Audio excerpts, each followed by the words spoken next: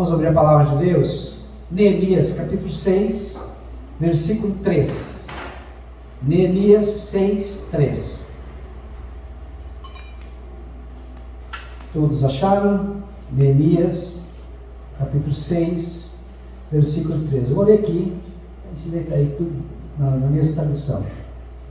Enviei-lhes mensageiros a dizer: faço uma grande obra, de modo que não poderei descer, porque cessaria esta obra enquanto eu a deixasse e fosse ter convosco. Eu vou ler também na Nova Versão Internacional. Neemias 6, 3.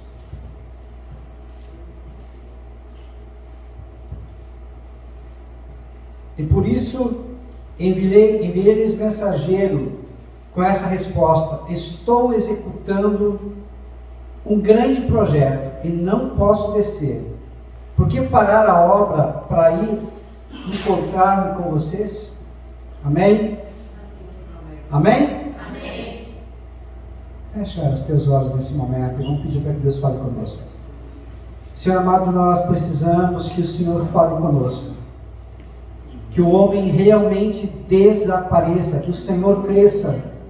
Usa-nos, ó Pai amado, apenas como um vaso em tuas mãos. Que o teu poder, a tua unção possa se manifestar nesta noite, para a honra e glória do teu nome. Em nome de Jesus. Amém. Amém? Amém. Estou fazendo uma grande obra e não posso parar. Pode sentar aqui. Você está fazendo uma grande obra? Amém? Sim ou não? Sim. Qual é a obra que você considera que é grande aos teus olhos? O que você considera aos teus olhos que você realmente não pode deixar de fazer? O que para ti realmente é prioridade? A palavra de Deus nos dá uma dica, né? Mateus 6,33. Buscai em primeiro lugar o reino dos céus e a sua justiça, e todas as demais coisas serão acrescentadas. Ou seja, quais as outras coisas que não serão acrescentadas? O comer, o beber, se vestir, onde morar, o sustento, a provisão, a segurança, ou seja, todas as outras coisas o Senhor nos prometeu nos sustentar, prometeu trazer socorro, sustento, provisão, a presença dele em nossas vidas. Agora, além de fazer isso, o que mais Deus quer? Ou melhor, como Deus quer? Porque o que você já entende. Agora, como? Quando? Onde? Em que ambiente? Em qual situação você vai fazer isso? Vamos ver se a gente consegue compreender isso. Aqui em Neemias nós encontramos algo muito interessante. Primeiro, no capítulo 1 de Neemias, nós encontramos uma cidade que tinha sido destruída, completamente destruída. Nós encontramos uma cidade com as portas queimadas. Quinta-feira nós começamos a falar um pouquinho, só que agora nós vamos dar continuidade. Então vai ser bem rápido essa primeira parte. Então, muros derrubados significa que a cidade não tinha segurança. Você hoje consegue viver numa casa que não tenha muros, não tenha grades, não tenha cerca eletrônica, não tenha câmera de vigilância, não tenha um cachorro bem grande? Ou seja, nós procuramos meios, ferramentas para trazer e proporcionar segurança. A cidade não era segura, a cidade podia ser invadida a qualquer momento. Então, muros quebrados, destruídos, significa falta de segurança. Porta queimada significa que não tinha autoridade, não tinha justiça. Por quê? Nas portas, onde se encontravam os anciãos da época, se reuniam e faziam tratados, acordos. Ou seja, a justiça era operada nas portas principais da cidade, pois lá, nas portas, aonde se encontravam os anciãos, pessoas mais velhas, as pessoas que tinham autoridade. Então, nós vemos aqui que os muros estavam destruídos, insegurança. As portas queimadas, não tinha justiça nem autoridade. Nós vemos aqui que o povo vivia em miséria, ruína. Além disso também, eles eram desprezados, humilhados. Amém? Isso significa que é uma injustiça muito grande acontecendo para aquele povo. Agora eu pergunto, será que você, vendo essas características, não tem alguma semelhança com a tua vida? Ou com alguém que você conhece? Não precisa nem ser a tua. Para dizer assim, eu conheço um amigo que vive nessa situação. Eu conheço uma prima que está nessa situação. Não é você, tá bom? Mas daqui a pouco você conhece alguém que vive nessa circunstância. Então o problema não é a circunstância, o problema é o que tu vai fazer em detrimento dessa circunstância. E aqui no capítulo 2, no capítulo 1 mesmo, Neemias começa a tomar uma ação. O que mais importa não é o que você pensa, não é o que você deseja, não é o que você gostaria, não é o que você quer. O que mais importa são as tuas ações. Só que a ação não pode ser movida apenas pelo ego, a ação não pode ser movida pelos teus sentimentos, pela tua emoção. Por quê? Jeremias 17,9 diz que o coração do homem ele é enganoso, extremamente corrupto. Quem compreenderá? Então, quando nós somos movidos pela emoção, nós tendemos a agir de uma forma precipitada e errada. O que Jeremias fez? Ele primeiro orou e jejuou. E quando ele orou e jejuou, por quê? Ele buscou a sabedoria do alto. E na sabedoria do alto, nós temos o caminho verdadeiro. Na sabedoria do alto, nós temos exatamente o que Deus quer para nós. Passou-se 4 meses, capítulo 2. Ele vai servir agora o rei. Ele era o quê? O garçom, o copeiro. Ele ia levar a taça de vinho. Então, às vezes, a gente pensa, mas eu tenho um trabalho tão insignificante. Neemias era o garçom. Neemias era o copeiro, que levava e servia o rei. Mas, a Bíblia diz que ele nunca esteve triste na presença do rei. E algo que eu aprendo aqui, se a gente quer que um dia a sorte mude, como as pessoas falam, mas na realidade não é sorte mudar. Na realidade é eu começar a colher o que eu estou plantando. Eu preciso plantar boas sementes. O que ele plantava? Alegria. O que ele plantava? Lealdade. O que ele plantava diante do rei? Confiança. Porque o rei tinha confiança. Por quê? O copeiro era uma pessoa de extrema confiança. Por quê? Porque ele tinha que beber primeiro o vinho, para depois oferecer ao rei. Porque se tivesse envenenado, quem morreria primeiro? O rei ou o copeiro? O copeiro. Ele morreria primeiro. Então ele tinha que beber o vinho. Então ele era uma pessoa de extrema confiança. E ele se apresentava ao rei com todas essas características, mas uma delas era muito peculiar. Sempre alegre, sempre feliz. Ele nunca estava triste. Só que agora ele se apresenta 4 meses depois que ele recebeu essa mensagem, essa informação do seu irmão Adanis. E aí ele está o quê? Triste, aborrecido. E o rei, esperto que é, olha para ele, Neemias, e verifica, olha, você não está doente, mas você está triste, você nunca esteve na minha presença triste, aborrecido. Então alguma coisa está acontecendo, o que está pegando? E aí ele ora novamente, mentalmente. E ele pede para Deus uma palavra diretiva. Uma palavra que venha do trono de Deus para ele poder se aproveitar daquela situação. Por quê? A oportunidade nós temos que agarrar com as mãos, com as 2 mãos. Só que nem sempre a gente compreende se é uma oportunidade se é de Deus ou é do diabo. Se realmente é uma porta que Deus está abrindo ou uma distração do diabo. Então, para ele saber se realmente é de Deus, ele orou, pediu confirmação. E Deus deu a confirmação para ele. E aí ele falou, rei, olha que ele não pediu. Ele ainda não pediu. Ele falou, rei, como eu estaria feliz se a cidade do túmulo dos meus antepassados, meus pais, estão agora destruídos. Aí o rei, baseado em todo o histórico de Neemias, em tudo que Neemias já fez, na confiança, na lealdade, na verdade, na alegria, ou seja, tudo que Neemias já tinha plantado, o rei perguntou, o que eu posso fazer por ti? Agora sim, ele pega e vai e faz. Então o que eu aprendo aqui? Neemias teve fé. Primeiro, teve fé para esperar o tempo certo. O grande problema nosso é que a gente atropela o tempo. A gente quer tudo para ontem. A gente quer as coisas já do nosso tempo, do nosso jeito. A gente quer ter o controle de todas as coisas, mas a gente esquece que nós não temos controle de nada. Quanto muito de nós mesmos e até mesmo por ali. Porque nem de tudo de nós mesmos nós temos o controle. Então, primeira coisa, aprenda a esperar. Amém? Esperar o tempo certo é uma atitude de uma pessoa sábia. Então, Neemias esperou o tempo certo. Segundo, Neemias aprendeu a pedir da forma certa. Por quê? No momento que ele entendeu que aquele momento era o momento de ele ter a coragem, ele deveria vencer o medo. Vai mesmo com medo. Eu vou repetir.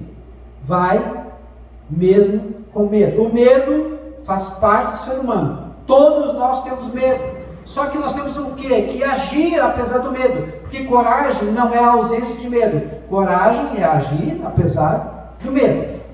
Neemias teve medo? Teve muito medo. Porque a Bíblia diz que teve muito medo. Mas ele agiu, ele pediu apesar do medo. O que eu aprendo? O que eu quero deixar com vocês, compartilhar? Vai ter momentos muito difíceis e que a vontade de vocês vai ser recuar. A vontade de vocês vai ser se calar. A vontade de vocês é ficar sentado. E Deus vai mandar vocês se levantarem. Deus vai mandar vocês falarem. Deus vai mandar vocês confrontarem o medo. Porque o medo, para ser vencido, precisa ser confrontado. Amém? Então, Neemias primeiro teve fé para esperar, teve fé para pedir, e mais adiante, depois que ele recebeu a autoridade, ele teve fé para desafiar os outros a fazer o que eles estavam fazendo, agindo com fé.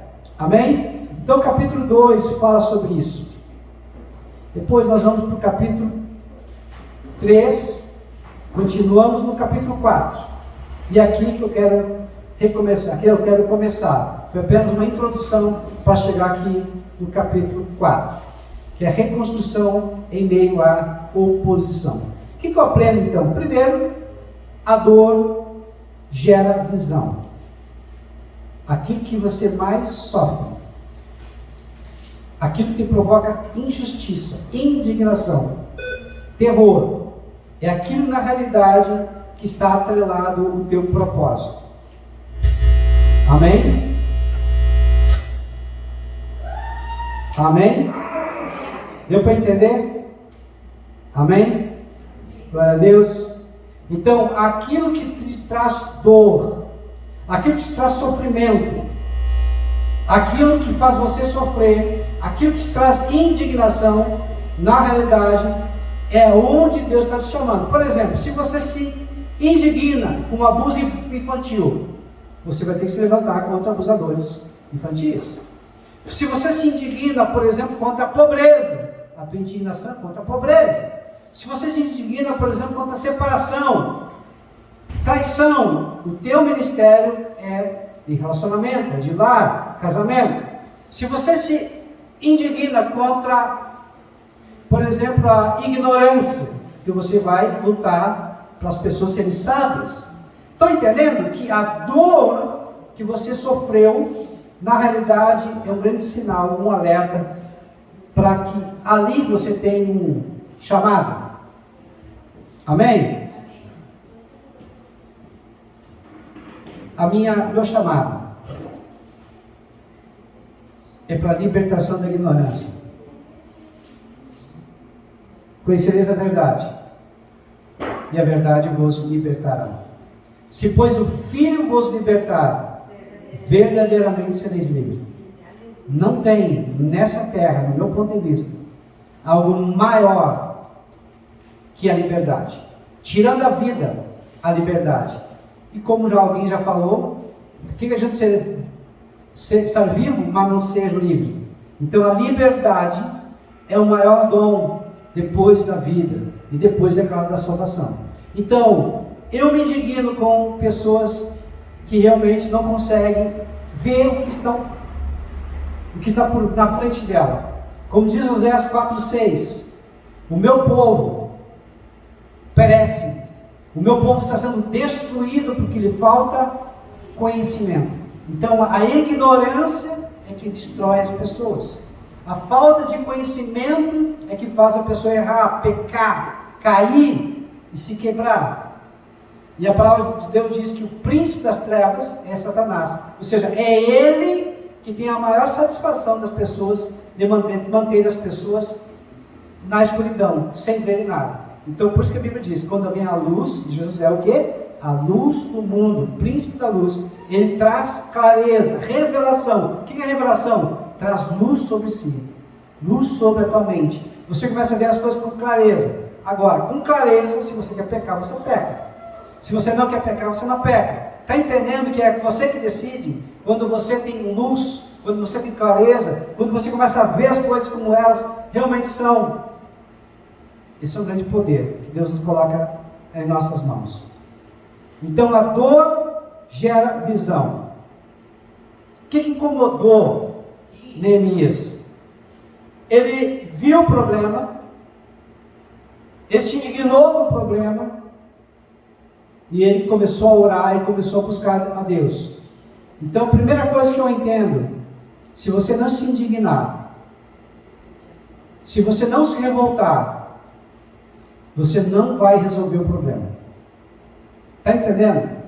Se a indignação for só de boca, se a indignação for só de pensamento, se a indignação for só de sentimento, mas ela não chegar no ponto que te causar raiva, indignação, uma revolta tremenda, você não vai conseguir vencer. Então a primeira coisa que eu coloco aqui nessa palavra, você está revoltado dessa forma para poder resolver o problema? Ou você só está dizendo para o problema, fica aí, fica aí, fica aí, e ele só vai ficar latindo contra ti, e se tu não cuidar ele vai vir te morder? Está entendendo? Essa indignação, essa revolta tem que chegar. Para! Em nome de Jesus, você tem que dar uma ordem, você tem que se indignar, você tem que ver o problema como ele realmente é. Se não tiver assim, você não consegue resolver o problema. Tem que ter, na verdade, o que é a atitude, uma ação firme e forte, um posicionamento contra o mal. Só assim a gente consegue vencer. Então a verdadeira visão não nasce da ambição, mas da dor que transforma em oração. O que Deus está te revelando? O que Deus está te mostrando que você precisa se posicionar e dizer chega, dizer basta? Talvez a tua dor seja os filhos que não estão na igreja. Talvez a tua dor, você sabe para onde eles vão, sem Jesus. Talvez a tua dor seja miséria, pobreza, não sei.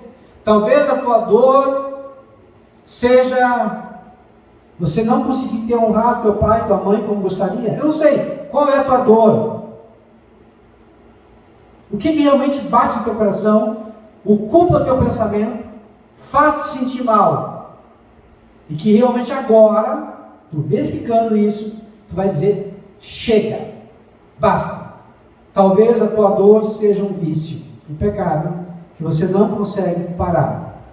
Você já tentou, você já orou, você já jejuou, mas não foi ainda suficiente para ficar livre. Eu não sei qual é a tua dor, mas uma coisa eu sei: o tamanho da tua indignação vai trazer o tamanho de uma resposta e o tamanho da solução. Então o tamanho da dor tem que ser o tamanho da indignação. Então agora imagina, no capítulo 2, Neemias era um copeiro comum, não tinha cargo político, mas teve coragem de falar com o rei. E o rei liberou recursos, carta e proteção. O que eu aprendo aqui? Neemias, ele honrou o seu rei. Que o rei viva para sempre.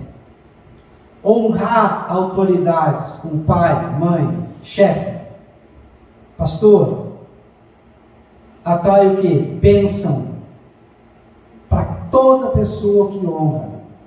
Eu não estou falando de puxar saco. Eu não estou falando aqui agora que você vai... Não, estou falando que você vai honrar. O que é honrar? É respeitar. A Bíblia diz que não tem nenhuma autoridade constituída que não foi colocada por Deus. Quando você honra e respeita as autoridades, a bênção vem. A mulher, a Bíblia diz em Efésios capítulo 5, tem que honrar o marido. O que é honrar? Respeitar. O marido não tem que honrar a mulher também, tem que ouvir.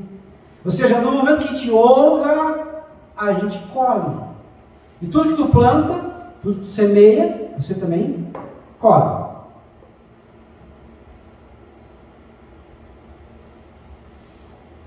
Então, onde há propósito de Deus, há provisão de Deus. Amém? Onde há um propósito de Deus, há uma provisão. Neemias pediu, o rei acatou e deu tudo o que ele pediu. Agora, tudo é facinho? Tudo é numa boa? As portas são todas abertas? Não. Há oposição. Aqui no capítulo 4 fala sobre Sanbalate, Tobias e Gesem, que zombaram, ameaçaram e tentaram distrair Neemias. Então, alguns níveis de oposição, e eu quero chegar aqui nesses níveis de oposição. O primeiro nível de oposição é o nível do escárnio. Neemias capítulo 4, versículo 2 em diante, em segunda parte. O que aqueles frágeis judeus estão fazendo? Será que vão restaurar o seu muro? Irão oferecer sacrifícios? Irão terminar a obra num só dia? Será que vão conseguir ressuscitar pedras de reconstrução daqueles montes de entulho e de pedras queimadas? Esse é o primeiro nível. Quando você se levantar para fazer qualquer coisa que for da vontade de Deus, pessoas próximas, amigos, parentes, familiares, vão se opor a você. O que ele está pensando? Você nunca terminou o que você começa. Você não é capaz. Você acha que pode isso? Você não pode. Ou seja, vão atacar contra a tua identidade, a tua capacitação e o teu merecimento. Vão dizer que você não pode, vão dizer que você não é capaz e vai dizer que você não merece fazer aquilo. Então, pessoas vão se levantar contra vocês. Então, pare e preste atenção. Não é pessoal, é uma guerra espiritual. Amém? Pessoas próximas de vocês.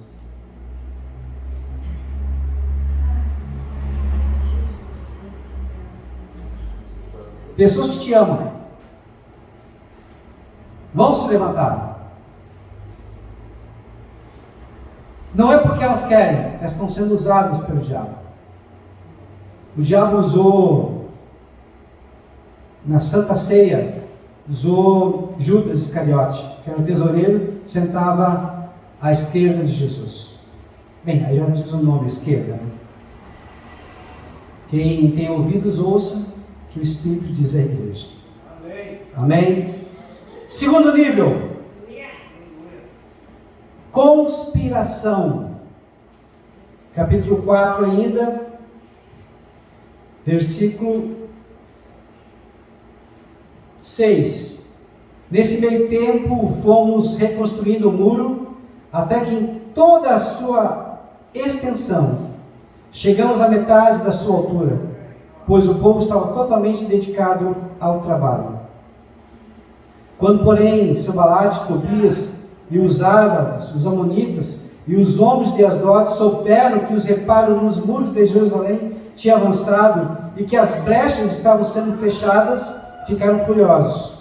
Todos juntos planejaram atacar Jerusalém e causar confusão.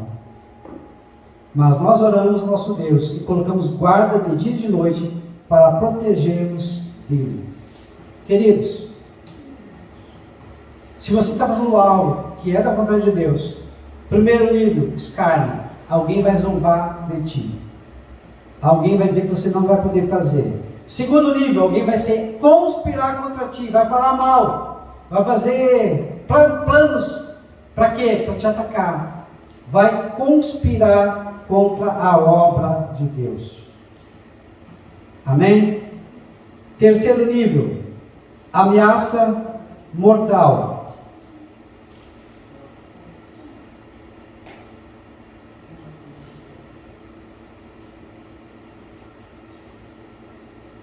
Versículo 11.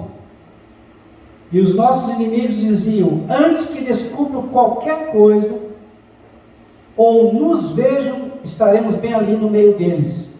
Vamos matá-los e acabar com o trabalho deles. Então nós temos agora as ameaças cada vez mais sendo mais profundas, cada vez mais tentando impedir que a obra de Deus acontecesse. Será que é coincidência? O que nós estamos vendo no nosso país? Um sistema macabro, satânico, contra o bem, querendo calar a boca e a justiça. Quarto nível, astúcia e falsidade.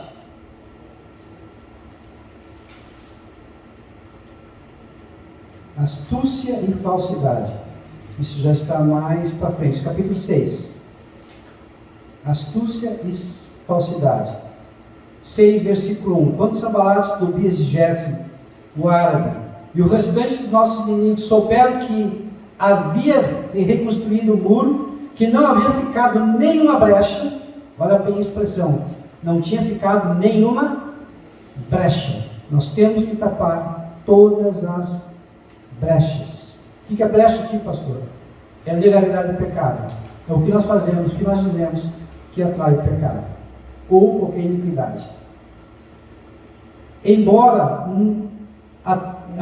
então eu ainda não tivesse colocado as portas nos seus lugares, Sanballat, Gesem, mandaram-me dizer o seguinte: venham, vamos nos encontrar num dos povoados da província de Ono. Aí vem a palavra que nós lemos. Ele, contudo, estava tramando a fazer-me mal. Por isso enviei mensageiros com essa resposta: estou executando um grande projeto. Não posso. Está o que aqui? Descer ou subir? Descer. O que o diabo quer? Que você desça. Vocês não entenderam. O que o diabo quer? Que vocês desçam. Quando você estiver fazendo algo de Deus, nada pode distrair, nada pode roubar o foco da ação, da execução que Deus quer para a tua vida. Então você não pode descer, você tem que continuar subindo e não descendo. Estão entendendo, queridos?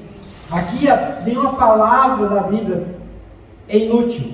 Aqui a palavra descer significa que se ele fosse dar ouvido, entrasse na malandragem deles, e esse quarto nível que é astúcia e falsidade, ele ia ser o quê? Morto.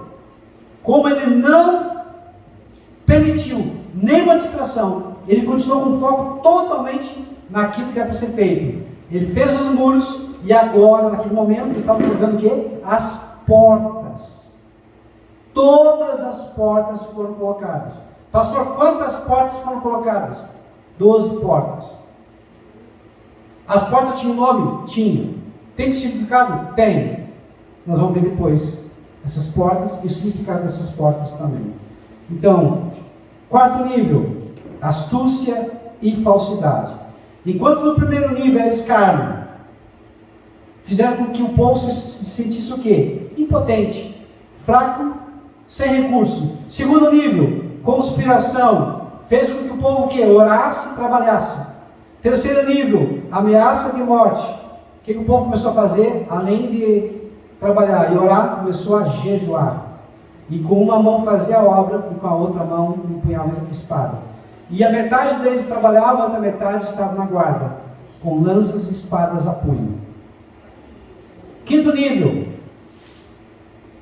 Então, agora vamos para o quinto nível. Quinto nível é calúnia à reputação. Caluniar a reputação.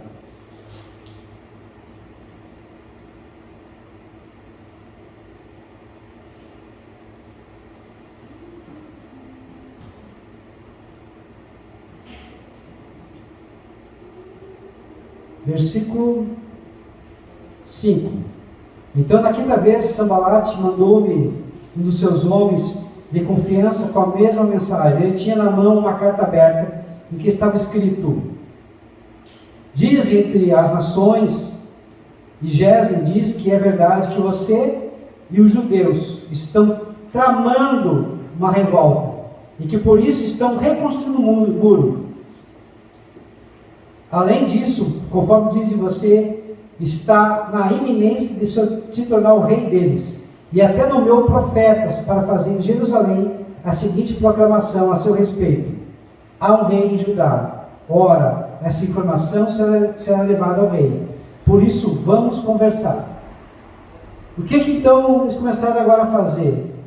Caluniar, fazer falsa afirmação. Para quê? Para que eles parassem para tentar trazer uma resposta. O diabo não age da mesma forma? Você está entendendo, queridos? O diabo não muda. O mal é sempre previsível. Eu vou repetir. O mal é sempre previsível. Ele vai repetir sempre as mesmas estratégias. O bem, como Deus é um Deus de inovação, Ele está sempre criando inovações, coisas novas. O bem vem de várias formas, mas o mal sempre se repete. Então a quinta estratégia aqui era o que? Caluniar a reputação. Para quê? Para que ele pensasse que o rei ia ficar bravo com ele e teria que parar com a obra. Sexto nível, falsa profecia ou falsa religiosidade. Capítulo 6, Neemias, versículo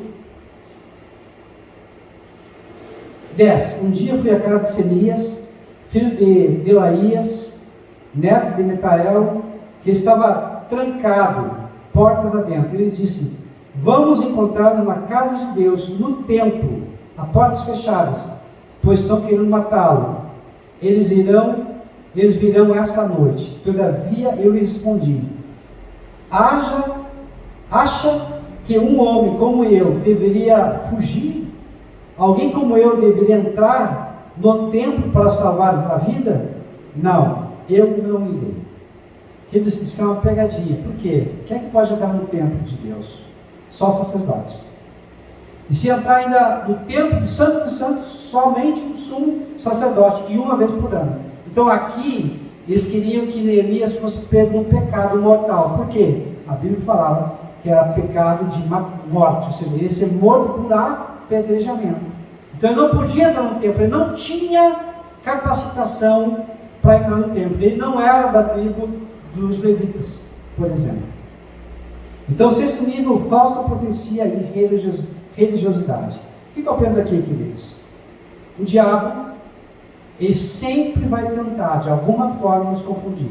Sempre vai tentar nos distrair. O diabo sempre vai tentar, de alguma forma, usar alguém para que a gente possa sair do foco, que é Deus. Então, a vitória vem da perseverança. O muro foi construído em 52 dias, o que parecia impossível em tempo recorde. Eu não sei de vocês já começaram uma reforma, uma reconstrução da sua casa? Parecia que ia levar semanas, né? 2 semanas, 3 semanas, daqui a pouco leva meses. Achava de repente levar um mês, daqui a pouco leva quase um ano. Às vezes falta dinheiro, falta recurso, às vezes o algo não tem e tem que encomendar. Estão entendendo? Aqui, eles fizeram sem recursos praticamente. E o povo viu que foi um milagre. Pastor, o que isso quer dizer? Deus vai te dar condições, recursos, para fazer um milagre na tua vida. Amém? Tudo que você reformar, você vai governar.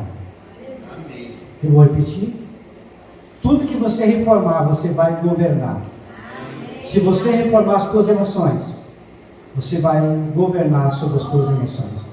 Se você reformar o teu dinheiro, as finanças, você vai governar sobre as finanças. Se você reformar o teu relacionamento, a tua família, você vai governar sobre a tua família. Está entendendo, queridos? Tudo que você reformar, você vai governar. Então, aquilo que te deixa mais mal, aquilo que faz você mais doer, te indignar, é por onde você vai começar a reforma. Está entendendo? Porque você pode perguntar, pastor, aonde que eu vou começar a reformar?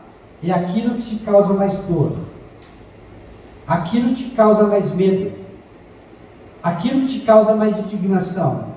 Ali você vai reformar. Pastor, mas eu não tenho um pecado específico nessa área. Tu não tem. Mas a tua descendência não tem?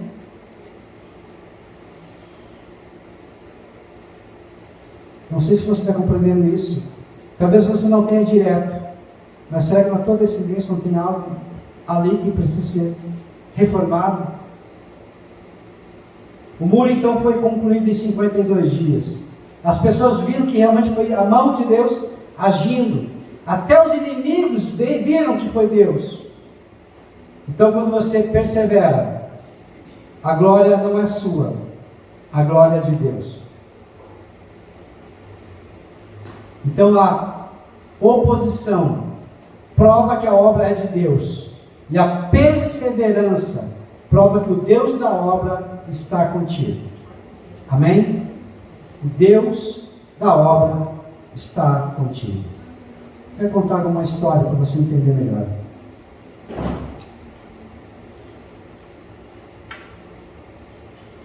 Havia um grande violinista chamado Joshua Bell. Ele fez um experimento, foi em 2007, no metrô em Washington. O ingresso para vê-lo tocar era centenas de dólares. O seu violino valia 3 milhões e meio de dólares. Ele era um dos melhores violinistas de todas as épocas, de todo o mundo.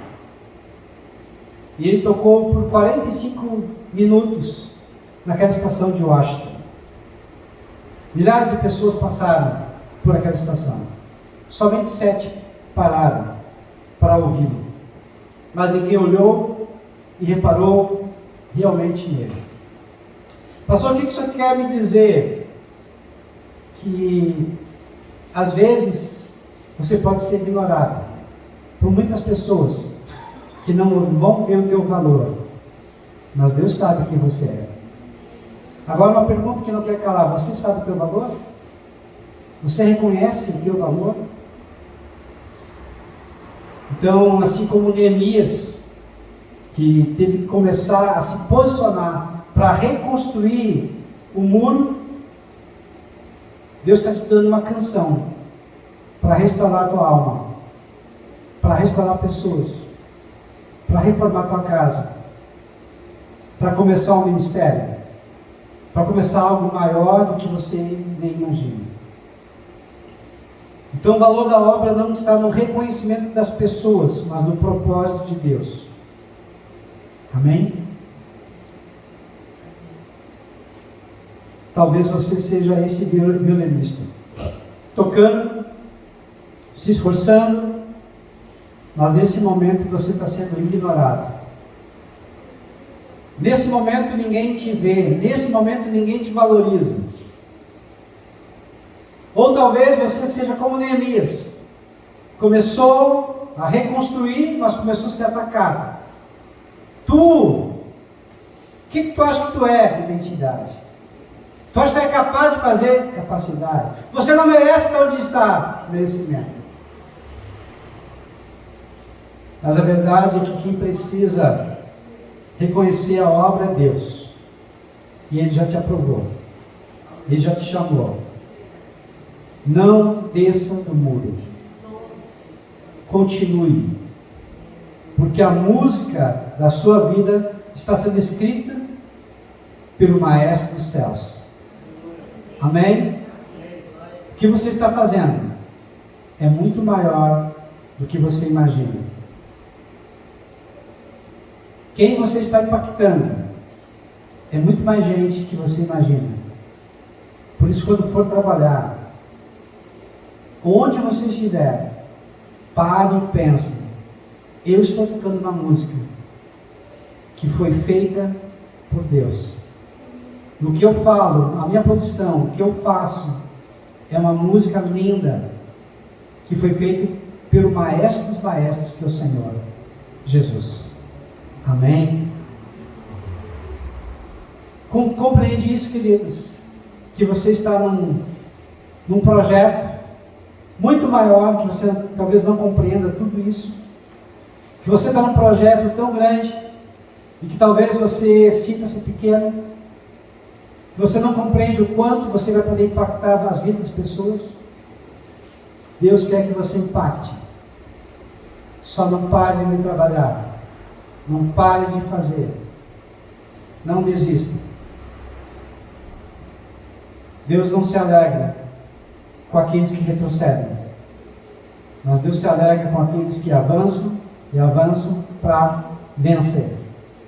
Não somos daqueles que retrocedem, mas somos daqueles que avançam e avançam para vencer. Amém? Em o nome de Jesus.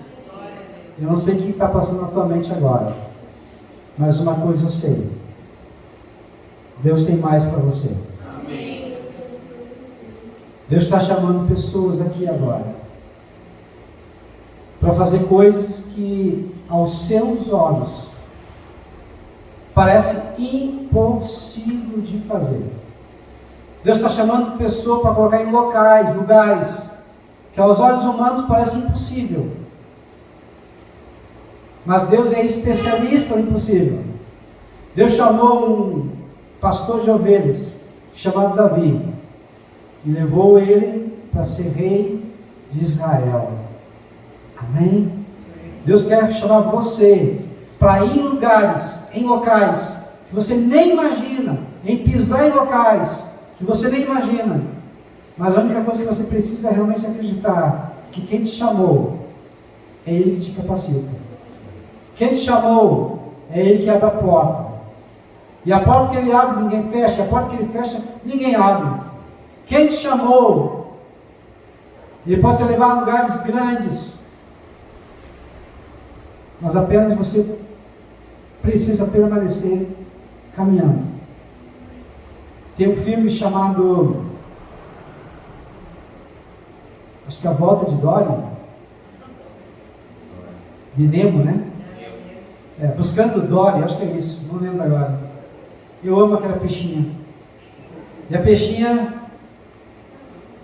dizia assim: continue a nadar, e cantava: continue a nadar, não pare de nadar, não pare de caminhar, não pare de correr, não pare de voar. Amém? Amém. Continue, prossiga em movimento. Pastor, mas eu estou fraco. O que Deus diz?